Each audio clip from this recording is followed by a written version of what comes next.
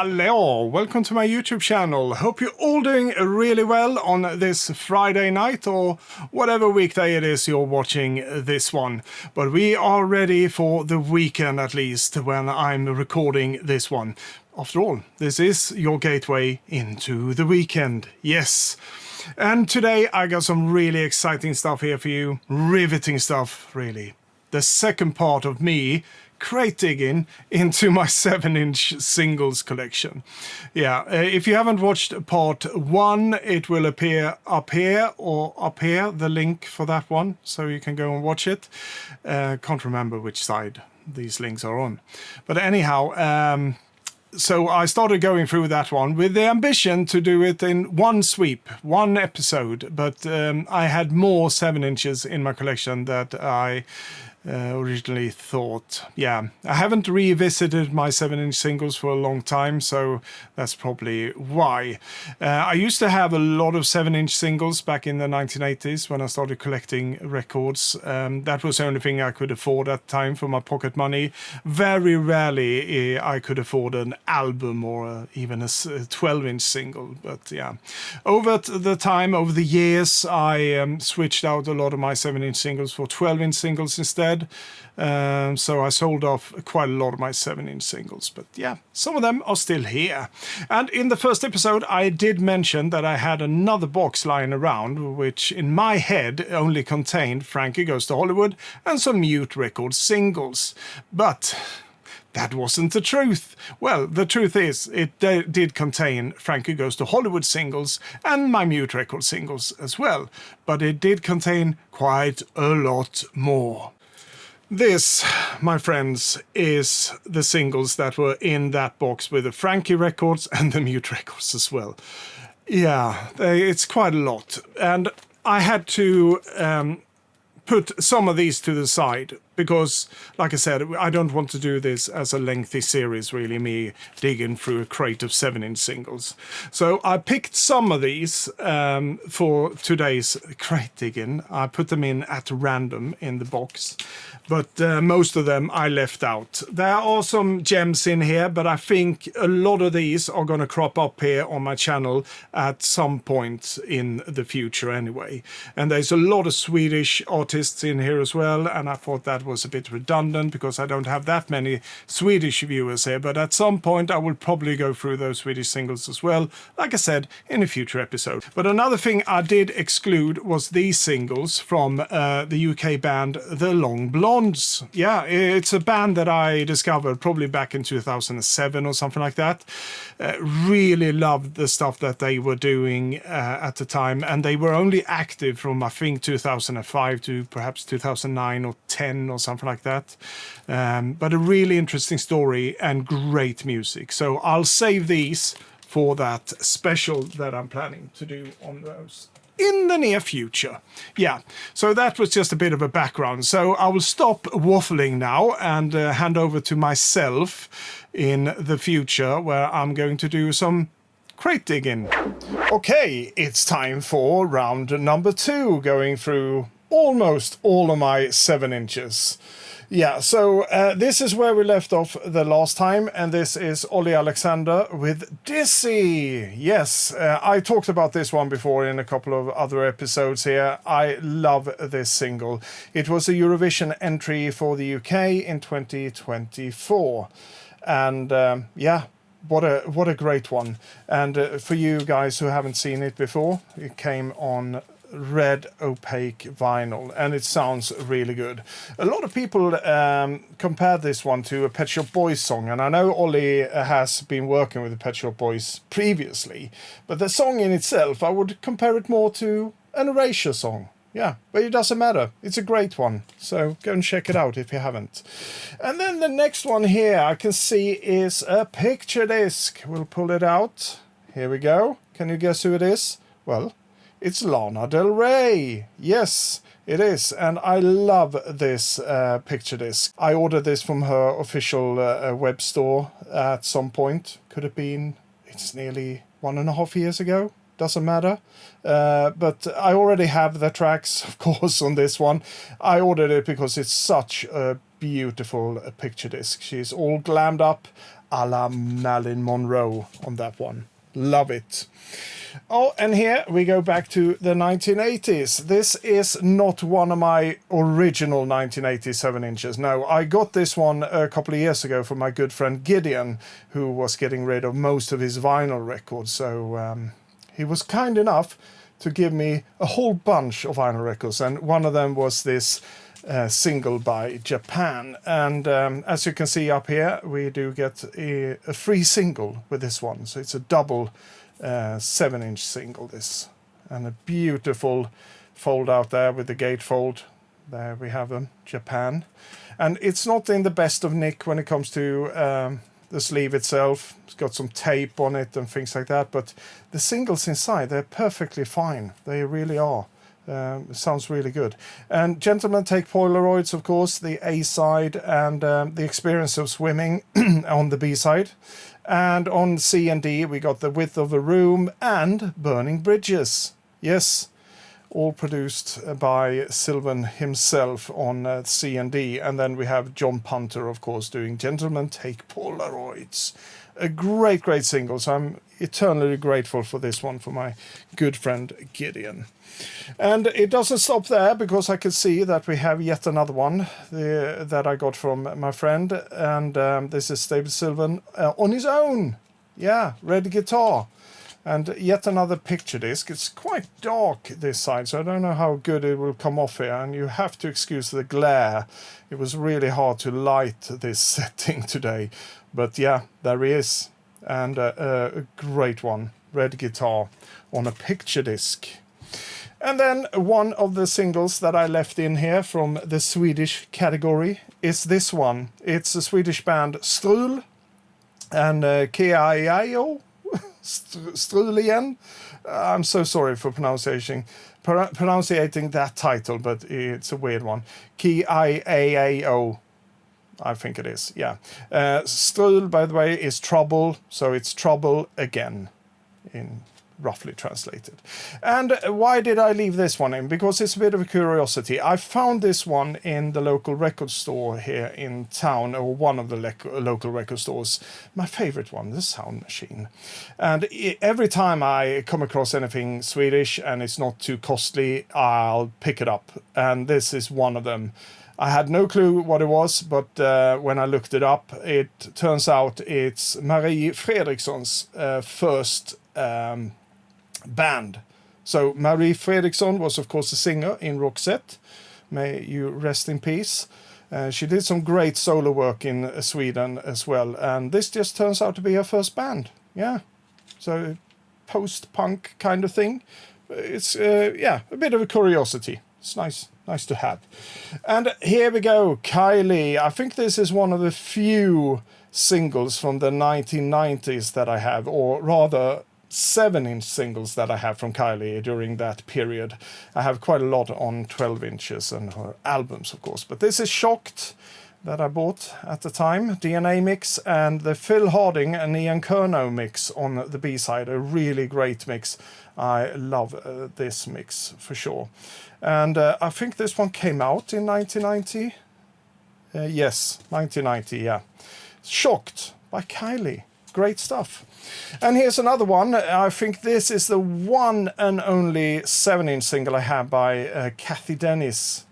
Too Many Walls. A great single that also came out in 91. It says, yeah, I was about to say 90, but yeah. Great period of music. A lot of things were changing. Mainstream music, pop music were influenced by the house music of the time. Acid house, techno even. Yeah, so it was a great mix of it. And among those great things we had Cathy Dennis. Yeah, so still here in my collection. Oh, here I can see, I just put them in at random, really, the records that I decided to stay in from the other bunch. This is another Swedish artist, Titio, and After the Rain. A great single. And the reason I left this one in is because if you never heard of Titio before, go and look her up. It's really good stuff. Her boyfriend at the time, or were they married? Doesn't matter. Magnus Frykberg, he produced the whole thing for Titio. Most of the tracks that she released at the time was produced by Magnus Frykberg. And this is good stuff. She's got a really soulful voice, really powerful voice. And with that 90s production that Magnus Frykberg did so well, it just blends so well together. This is actually a UK issued single, so it's not anything that I bought in Sweden. I bought this just a year or two ago. Found it in a secondhand store. And you can see it's actually mixed by Mark Saunders here. Yeah. I'm not sure that was the case with the Swedish issued single, but yeah, probably, but it doesn't matter. This is a UK issue anyway, by Titios After the Rain. Go and check it out if you haven't. You will be blown away, hopefully. And I can see that we have a Paul McCartney that is not sticking with the rest of the Paul McCartney 7 inches that I had. It got lost from the bunch. But this is this one. Yeah, in a limited edition, kind of envelope style packaging here. This, by the way, is my one of my absolute favorite tracks from Flowers in the Dirt that he released. For some reason, the audio cut out, just abruptly cut out of this segment to me talking about Paul McCartney and this one. So instead of me trying to dub my voice on top of that existing footage, I just decided to do a spontaneous one here right on the table and roughly say what I said in the video or what I can remember I was saying at the time when I was recording it. We've already seen this envelope, beautiful design, I think. I actually got this one already on 2 different 12 inches and I saw this one not long ago in a secondhand shop and decided to pick it up because I love the design of this whole thing, the whole envelope. And this back here where we got a photo of the band, it's actually a sticker, and I think it was used to hold down the flap here on the envelope itself initially. Yeah, so whoever had this one took pretty good care of it. Like I said, it's got a couple of nicks here and there, but it's basically just the envelope. What we have inside is in really good condition. So we got postcards of the different members of the Paul McCartney band, as I call them. It's probably absolutely wrong, and someone will comment on that and say, you're wrong, it wasn't called the Paul McCartney band. But yeah, when I was initially recording this, I couldn't really remember all the names here, and now, just a couple of hours later, I already forgotten about it again. But luckily, we can turn it over and see that, yeah, of course it's Chris Whitten on drums here. Yeah, so that's good. This one, however, I do remember because it's got such a unique name. This is Wix. Yes, it was Wix. And here we go. Yeah, I'm getting old. I have to turn it over. Yeah, this is Robbie McIntosh, of course. And this one, I do remember his name. Hamish. What was the surname, though? Oh, Stewart. Yes. Well, this man doesn't need any introduction, really. It's Sir Paul McCartney, of course. And his wife at the time, the lovely Linda. Yeah. And the backside of these postcards are really nice. We do get the MPL logo up there. We've got a place for the stamp. If we wanted to send it to someone, we can do that. But luckily, whoever owned this one before me took really good care of it, so it's in good nick. And most importantly, of course, this one, the single. And I love this artwork. It's very busy. There's a lot of things going on, but there's something that really attracts me to this one. Pun intended. Yeah. So yeah, we got the swan gliding over the water with a god on its back. It's all in the lyrics, right? Yeah. And on this one, we do get a unique B-side, The Long and Winding Road. And I think that was unique to a CD single at the time as well. Because other iterations of this one had different B-sides. So if you pick up the 12-inch, you got a couple of extra tracks, but not The Long and Winding Road. But it's on this one. A re-recording, of course, of the famous Lennon-McCartney song. Really good re-recording, I have to say. I love this one. Okay, so from Paul McCartney to Delia Derbyshire. Yeah, my one and only 7-inch. From Delia Derbyshire. This is an issue that came out some years ago. I can't remember when it was. Does it say it back here? 2014, yeah. I remember ordering this one because I just got around that time I got acquainted with Delia Derbyshire's work. I wasn't really aware of her before, sadly, but better late than never, like I usually say. Pioneer in the fields of electronic music, really early on. Started doing a lot of tape loops, combined that with sounds from tone generators, and God knows what. They built their own equipment, and when I say they, she worked with the BBC Radiophonic Workshop at the time in the 60s, and I think a bit into the 70s. But yeah, just stunning work, what they accomplished by doing just music out of tape loops and tone generators and whatever. And like I said, this one came out in 2014. It's got a beautiful gatefold of some of the contraptions here.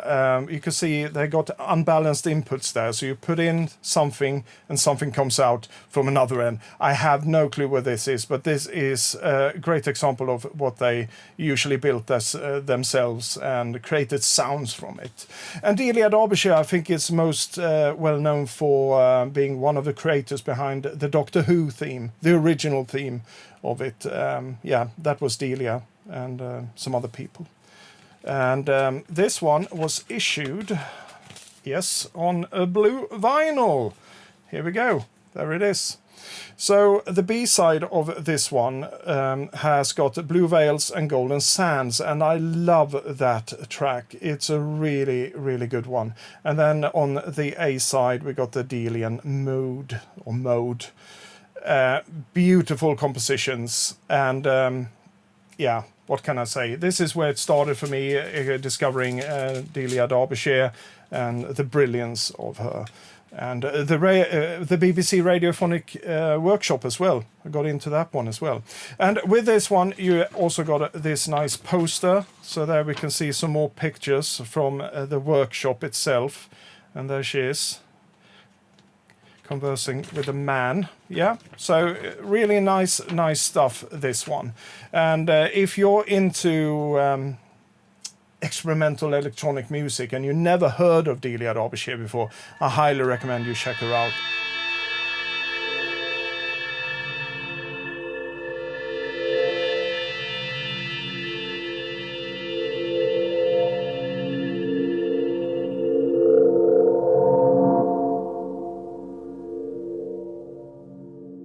Okay, so from Delia to Kylie. Yes, though, yet another one from the 1990s, and I do believe this is from 1990. Yes, it is. What Do I Have to Do? Another great single. Still produced by Stock Aitken and Waterman at the time, but the sound was actually changing a bit. And the same goes for Shocked, as we looked at before. I think she was more in control of the music that she wanted to record. Still poppy stuff, I mean, but the sound was changing a bit here, and it would change even more just a couple of years later with Kylie. Yeah. And more Kylie, I can see. This is more recent stuff. This was leading up to the release of the Tension album. So this is the title track, Tension, on a 7-inch single. And the great thing with these ones, before the album came out, you could get the track Tension, of course, and its extended mix on the B-side, and that was, of course, super great. And it came on this beautiful green vinyl as well, and also came with an insert for the single, so it feels really luxurious. I always switch out all my inserts, even on the 7 inches, with these anti-static inserts, so yeah. That's why I have 2 of them. But yeah, great stuff, Tension. And I can see that there's more here from that same album. We also got this single, Hold On To Now, and it's got the same configuration. You get the original track there and the extended mix on the B-side. So a great release once more. And this one came on a white vinyl. Yeah. Really great stuff, and I love the artwork on these ones. Really good. And this was the first leading up to that Tension album. See if we can get it out here. Padam Padam, of course, the big hit of the summer. And Yeah, just great stuff. And this one, of course, on beautiful opaque red vinyl. Gotta have some more Kylie. And more Kylie we have. This is leading up to her album Tension 2, where this one was included, My Oh My, with Kylie, Bibi Rexha and Tuvalu. So we got some Swedish things there. I wasn't too fond of this one, but because I bought the other ones, my thinking was, I might as well get this one as well.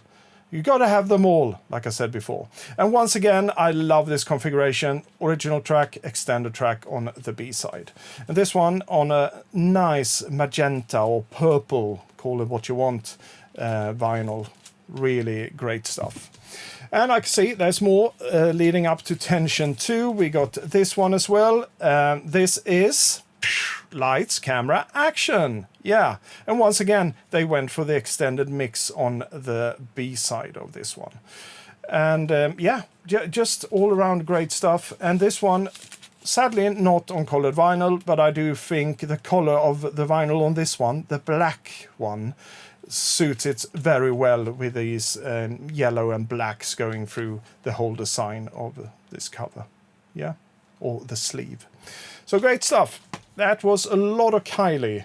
And now we go over to the Art of Noise. Yes, close to the edit. And this is something that I picked up in later years. Really nice copy of this one. Whoever had it before took very well care of it. And of course, it's a great track. One of the early tracks from the Art of Noise. What can I say? Brilliant.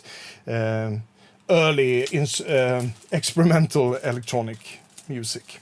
And here we do get the same single, close to the edit, but on a picture disc. Yeah, beautiful stuff. I also have this one on a picture disc on a 12-inch, and it is stunning. I love it. So yeah, there we go. And here we go, something with a plain sleeve on it. Let's have a look. What could this be? I forgot. Oh, it's a PWL production. What is it? Oh yeah, this is the charity single that came out in 1989, Ferry Aid, I think it was called. And at the time that I picked it up, I remember I thought it was really weird. It was in this plain white sleeve. It also comes in a printed sleeve as well, of course, but I got this one. And it does have, as it says here, the Christians, Holly Johnson, Paul McCartney, Gary Marston, and Stock Aitken and Waterman, Ferry Cross the Mersey. And the reason I bought this one in 1989 is because of Holly Johnson. I was a big Frankie Goes to Hollywood fan, so I bought everything that had to do with their solo careers after Frankie as well. So yeah, that was Ferry Aid, it turns out. Yeah, I haven't listened to this one for years. Ferry Cross and Mersey, and that is of course a Gary Marston song in its original, which also Frankie did a cover of once upon a time on their first single, Relax, B-side. And here, a bit out of order, more Art of Noise, the big hit single, Moments in Love. And this is actually my copy from back in the 80s, and it held up pretty well, I have to say. Not too many scuffs on this one. And I do think the vinyl itself also looks really good. Yeah, it does. Oh, beautiful stuff. And a beautiful song. One of the most beautiful songs that includes the love in the title ever made, in my opinion. Great stuff. And here we go with more Holly Johnson related stuff. I can see this is Brutality, Religion, and a Dance Beat. Or Big in Japan and the Shuddy Nuddies. Yeah, so Big in Japan was the band that Holly Johnson was a part of back in Liverpool before forming Frankie Goes to Hollywood, of course. So they released a couple of singles on Eric's Records, that Liverpool label.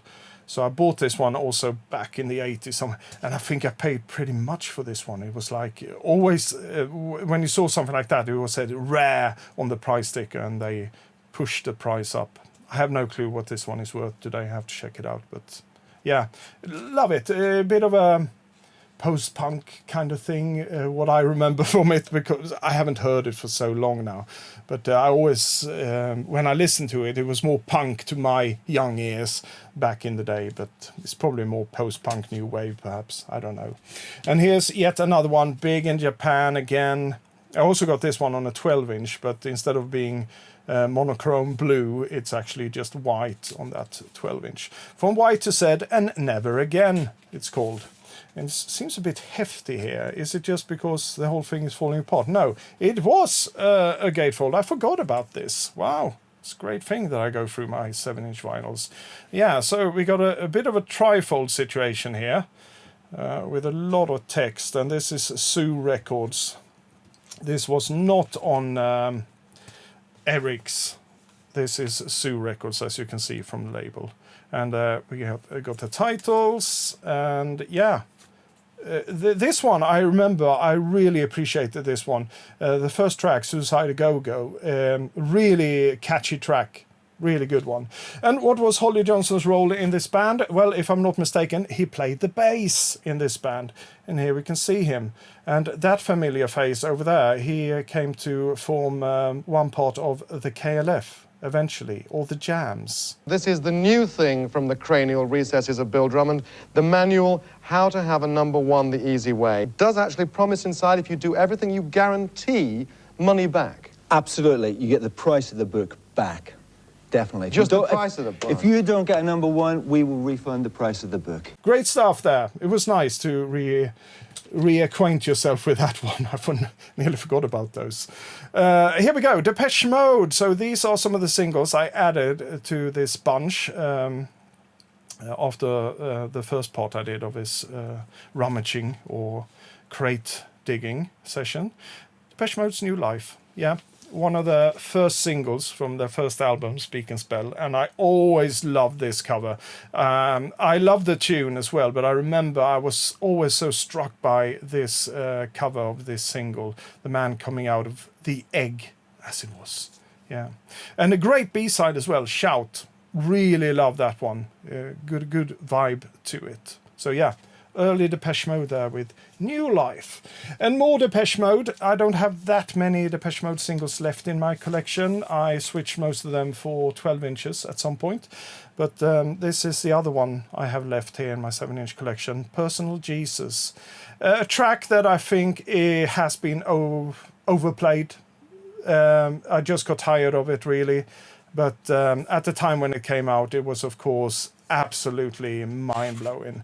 And this is a limited edition one. Oh, we got a bare bum there. Oh, more bare bums. Oh, yeah. But great stuff there. I don't know how YouTube is handling these kind of things. If I show a bare bum, wow, God forbid. I may have to blur that. I don't know. But a great edition of this one. And the track listing is as follows. A-side, Personal Jesus. I'll take it out.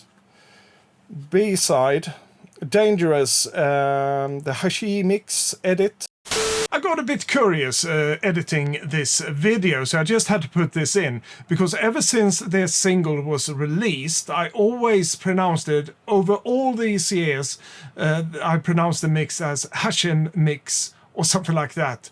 And yeah, I finally found out how it's supposed to be pronounced. It's Haskim Mix.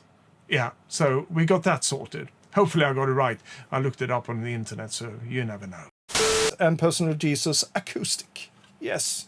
But yeah, this is a single that I never got rid of because I do like the format of it. It's quite unique, and I love these kind of special editions on 7 inches where you have a gatefold, and I won't open it again. But yeah. Okay, let's move on. Propaganda, yes, their first single, Dr. Mabuse. This was probably the second single I bought from them. Propaganda, because at the time when they released Mabuse, I wasn't really aware of them. But yeah, this is original UK press-in that I have with this one. There you go, the Sanctum Tom label. And the second one here is more Propaganda. This is the single, the first single I bought by Propaganda. That's Duel. Also taken from their album that came out in 1985, A Secret Wish. And this, I do believe, is it's a German pressing. So this is usually what they look like when we bought them in Sweden. We got a lot of German pressings or imports, call it what you want. And they had this whole center punched out, so we had to use that puck to play these records. But yeah, a great one. Jewel, of course. With Jewel on the backside, a more aggressive version of it. And if you need more Jewel, yeah, you have it here in this limited edition second single of Jewel. This actually includes Jewel, Lied, The Lesson, and The Memories of, yeah. So this is a double 7-inch with a beautiful gatefold here with photos by Anton Corbijn, I believe. Yeah. And we do get, like I said, Jewel on the A side, on the B side, Jewel, which is the same as the single we just looked at, this one. But then the second record in this one is Lied and The Lesson. So these are iterations of other tracks from A Secret Wish. So great stuff. Double 7-inch. Can never go wrong with that. And then I think this was probably my third single that I picked up, the wonderful P Machinery. And it came in this, what you could call a company sleeve, but it's actually not a company sleeve because it's printed on here, the propaganda logo and the Reactivate. This was the Reactivate version of P Machinery. Lovely stuff there. Love myself some propaganda. And talking about the KLF before, they were also known as the Time Lords for a short period of time. They had a big hit with Doctor in the TARDIS. And they tried to convince people that it was Ford Time Lord, the car, that actually made this record. Yeah. But yeah, it was a big hit. Blend in the Doctor Who theme that we also touched on before with the horrible man. Well, we didn't know at that time. Gary Glitter and Rock and Roll Part 1, was it? Yeah. A catchy tune. I mean, I don't blame people for go out buying this one. I quite liked it at the time. But it leaves a bit of a bitter taste in your mouth today listening to that Gary Glitter sample. So anyway, more KLF here. This is a single that I picked up in 1991. They released this one, ENT. Versus KLF 3 AM Eternal, and it's not the version that got so popular on the charts at the time with the KLF 3 AM Eternal. This is quite a different version. So ENT, that stood for, let me see, Noise Terror something. How could I forget? Yeah, Extreme Noise Terror. There we go. Yeah, the KLF versus Extreme Noise Terror. And there we go, on the other side, the Boombox Pyramid that they got so famous for. This one I actually found in a local record shop in the town in Sweden where I lived. And they had one copy of it. I was like, I never even heard of this one. Of course, after the fact, I heard about them performing this one at the Christmas Top of the Pops, as it says here. Yeah, or was it the awards show that they did that one? I can't remember. From London's Hammersmith Odeon, one of the greatest venues for live music over the past 60 years, the British record industry, in association with the Britannia Music Club, presents the Brits 1992. And the KLF.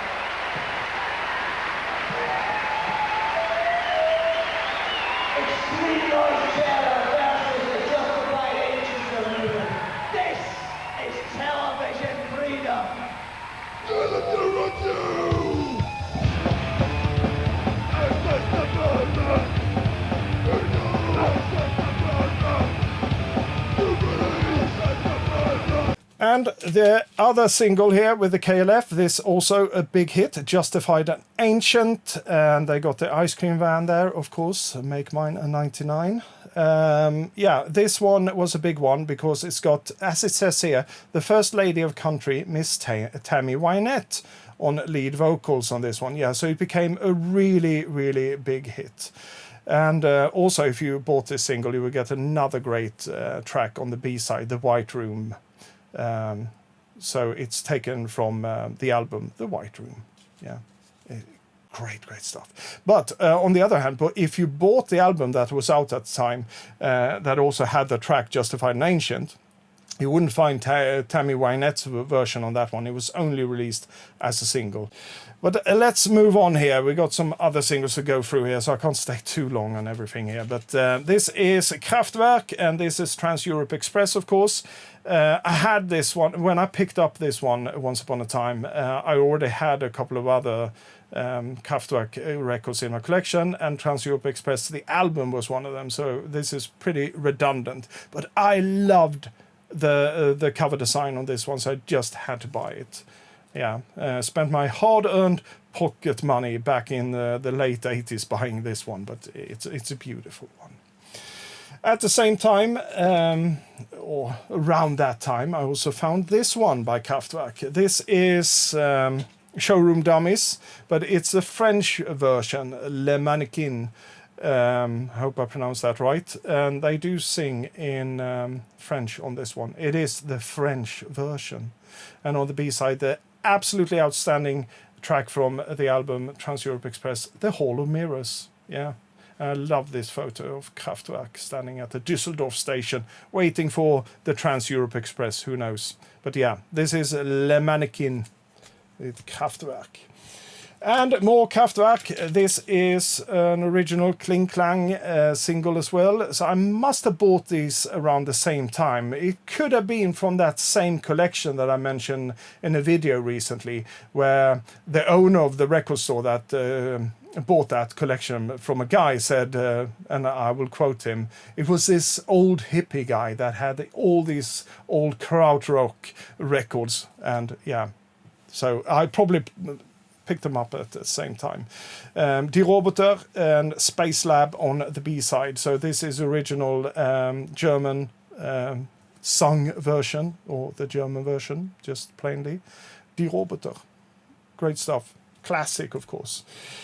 And even more Kraftwerk on 7-inch single. This is Taschenrechner. So Taschenrechner is Pocket Calculator, of course. So this is once again a German version of Pocket Calculator. Ich bin der Musikant mit Taschenrechner in der Hand. Yeah. Then on the B-side we do get, and I think this was the case with the English version as well. On the B-side you got Dentaku, which is a Japanese version of Pocket Calculator. So yeah. Great stuff. And finally, when it comes to Kraftwerk at least, we have Tour de France. And this is where it all began for me with the single Tour de France, my love for Kraftwerk. And as you can see, it was also featured in the film Breakdance, because you could easily breakdance to this one. It was made for breakdancing. And this one had a remix by Francois Kevorkian on side 1, and on side 2 it just says Tour de France. So one of the many iterations of Tour de France on the B-side of this one. I haven't heard these single versions for ages. I think I need to play this one after I recorded this. Yeah, and we come to the bottom bunch here, but not less important. This is Cabaret Voltaire Extended Play, and this is one of the really early EPs or singles. So here we go. So we got, I think it says here, yeah, there we got the Rough Trade label, sorry. Talk Over, Here She Comes, that is the Lou Reed cover that they did.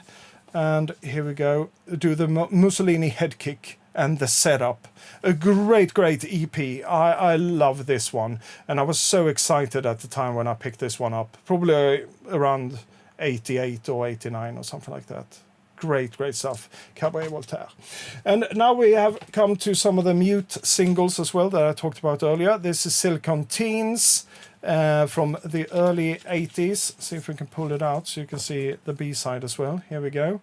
Yeah, so as you can see, this is a pretty funny concept. So Silicon Teens was made out as this band where Daryl was on the vocals and Jackie was on the synthesizer, Paul on electronic percussion, and Diane on synthesizer.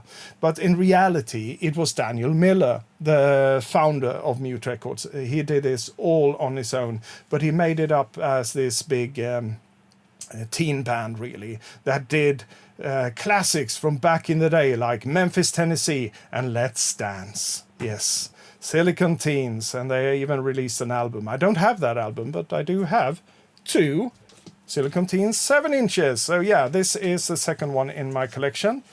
Here we go, Silicon Teens, Judy in Disguise. Yeah, they did that one.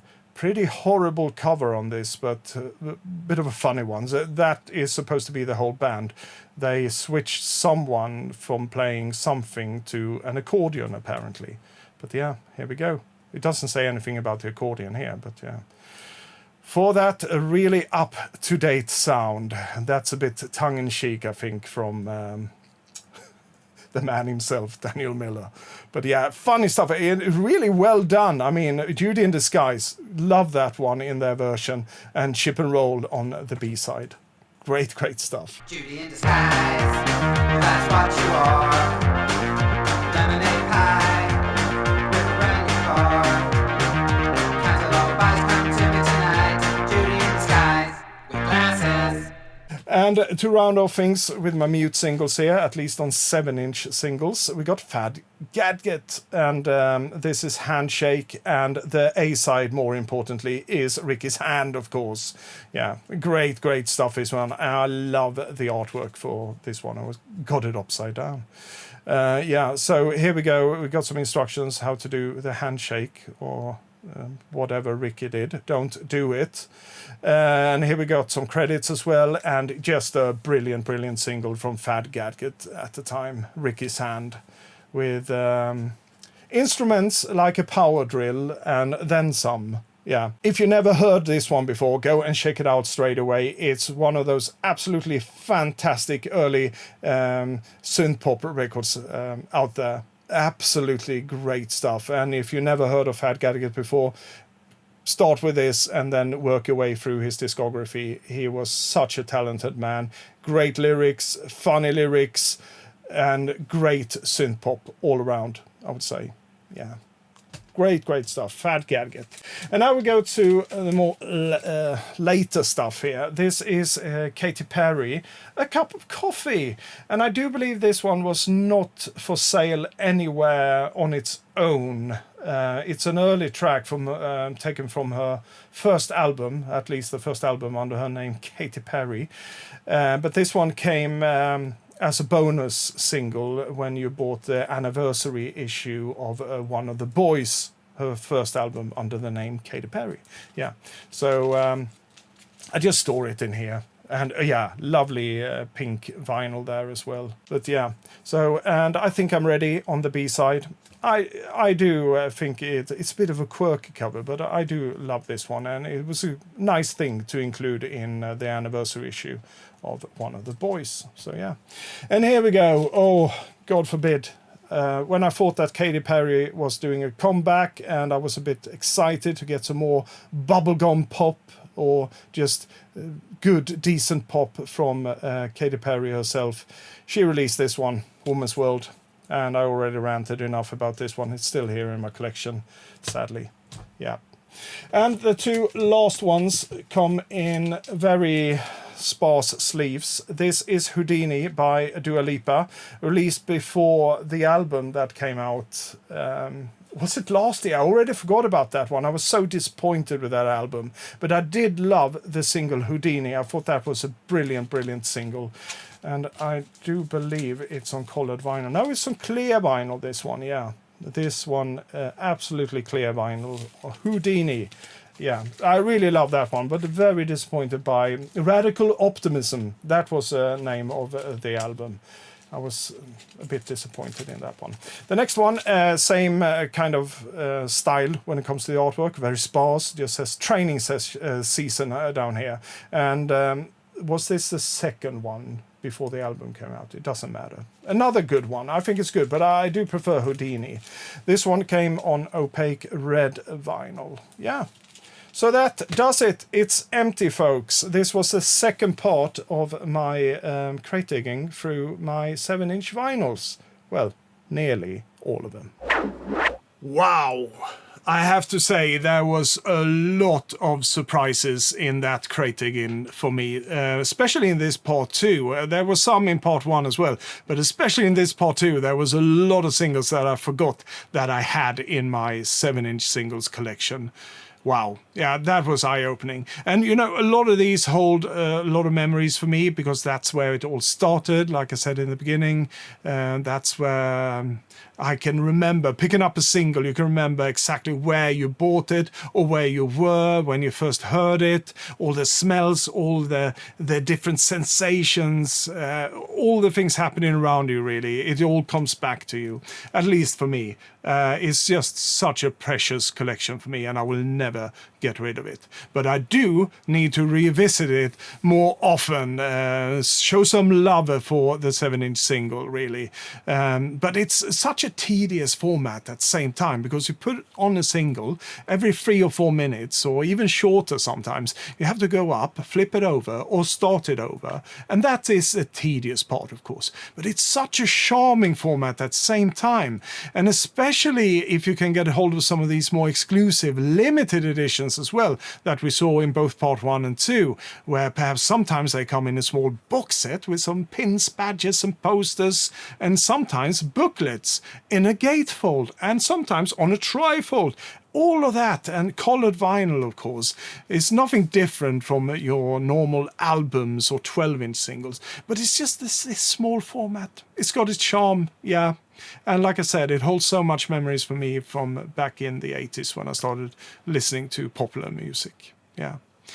But now, enough japping from me. I want to hear about your impressions of the 7-inch single. Do you still play your 7-inch singles, or do you have any 7-inch singles, or all of it? I want to hear everything about the 7-inch single down in the comment. I would love to discuss this with you guys. Yeah.